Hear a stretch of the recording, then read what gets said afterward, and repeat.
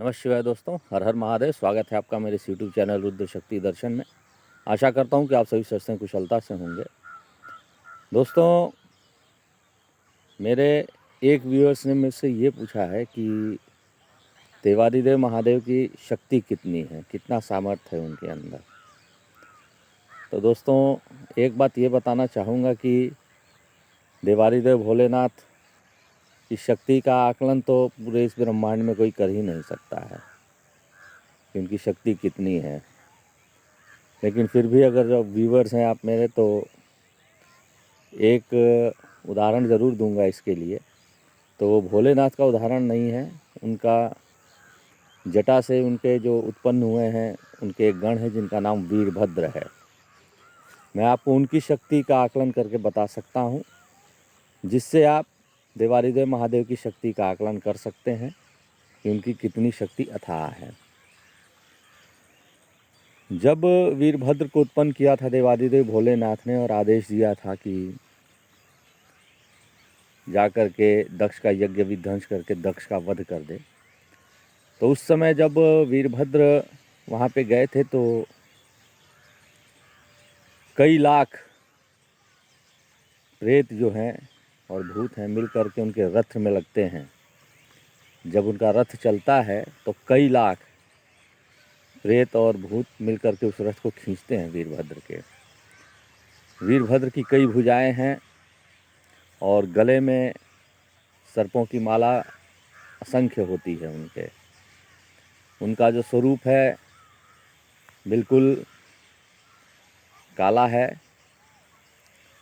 और अत्यंत प्रलंकारी स्वरूप होता है उनका। साधारण मनुष्य अगर जो उनको देख ले तो वो जीवित नहीं रह पाएगा, ऐसा प्रचंड और दिव्य स्वरूप है उनका। तो उस प्रेत के रथ को लेकर वो चले थे वहाँ से, जो रथ प्रेतों से खींचा जाता है। अब वहाँ पे जब गए तो श्री विष्णु के भक्त थे दक्ष, तो उन्होंने क्या किया था कि विष्णु भगवान को यज्ञ की रक्षा के लिए लगा दिया था। लेकिन श्री विष्णु बाध्य थे रक्षा के लिए। तो जब वीरभद्र पहुँचे वहाँ पर तो श्री विष्णु ने उनके ऊपर प्रहार करना आरंभ कर दिया, उनसे युद्ध आरंभ हो गया, जिसको देखने के लिए पूरे ब्रह्मांड के देवी देवता, राक्षस, यक्ष, गंधर्व, किन्नर, मनुष्य जो भी हैं, वो उनको देखने के लिए उस युद्ध को वहाँ पे इकट्ठे हो गए। तो हुआ ये कि जब युद्ध प्रारंभ हुआ, जब समझ जाइए कि जब श्री विष्णु ने अपने शारंग धनुष से उनके ऊपर प्रहार करना आरंभ किया, कई हजार लाख करोड़ बाण छोड़े उनके ऊपर, तो वीरभद्र ने उन सभी बाणों को भक्षण कर लिया अपने मुंह के अंदर। समझ जाइए, अब नारायण बाण चला रहे हैं तो उसका वेग कितना होगा, और वो असंख्य बाण चलाएं और उन सभी बाणों को जो भक्षण कर ले उसका सामर्थ्य कितना होगा, ये समझिए आप। फिर वीरभद्र जिस युद्ध तीव्रता से युद्ध कर रहे थे, फिर उन्होंने अपने गदा से उनके ऊपर प्रहार किया कि उनकी तीव्रता कम हो जाए। लेकिन फिर भी उनकी तीव्रता कम नहीं हुई, ना ही वो विचलित हुए। और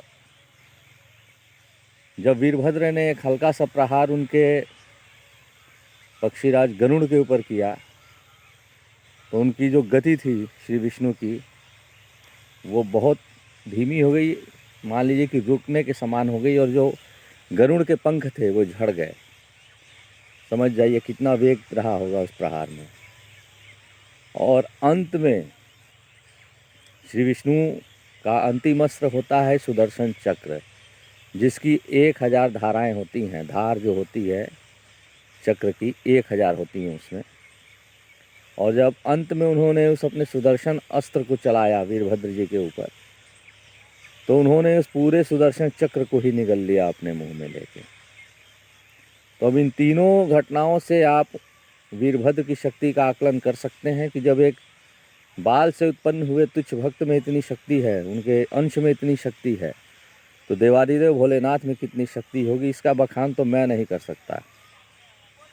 लेकिन फिर भी अपनी एक आध वीडियो में उनकी कुछ बातें आपको ऐसी बताऊंगा भोलेनाथ की, जिससे कि उनका आपको पता चल जाएगा कि कितने सामर्थ्यवान है मेरे प्रभु। अभी तो मैंने उनके एक तुच्छ भक्त की बात बताई है, जिसका आप समझ जाइए कि नारायण श्री विष्णु वो भी नतमस्तक हो गए थे वीरभद्र के सामने। ब्रह्मा विष्णु ने भी शीश झुका दिया था वीरभद्र के सामने, और उसके बाद जाकर के उन्होंने वीरभद्र को ज़मीन पे उठा के पटक दिया था, उनके सिर को उखाड़ फेंका था अग्निकुंड में। इस तरह उन्होंने विनाश किया था दक्ष यज्ञ का। तो इतने शक्तिशाली वीरभद्र हैं। तो इससे मेरे जो व्यूअर्स हैं इससे आकलन लगा लीजिए कि महादेव की शक्ति कितनी होगी। इस पर भी मैं एक वीडियो बनाऊंगा आप लोगों के लिए, लेकिन पहले उनके भक्त की, उनके अंश की तो आप आकलन कर लीजिए कि कितनी शक्ति है उनके अंश में। उसके बाद मैं एक आध वीडियो ज़रूर बनाऊंगा महादेव की कुछ शक्तियों के ऊपर। आशा करता हूँ वीडियो बहुत पसंद आएगी, और इसको अधिक से अधिक शेयर करिए, जिससे कि महादेव के वीरभद्र का सभी को अंदाज़ा हो सके कि कितनी उनके अंदर शक्तियाँ हैं। इसी के साथ वीडियो समाप्त करता हूँ। हर हर महादेव, जय माता दी, जय श्री विष्णु।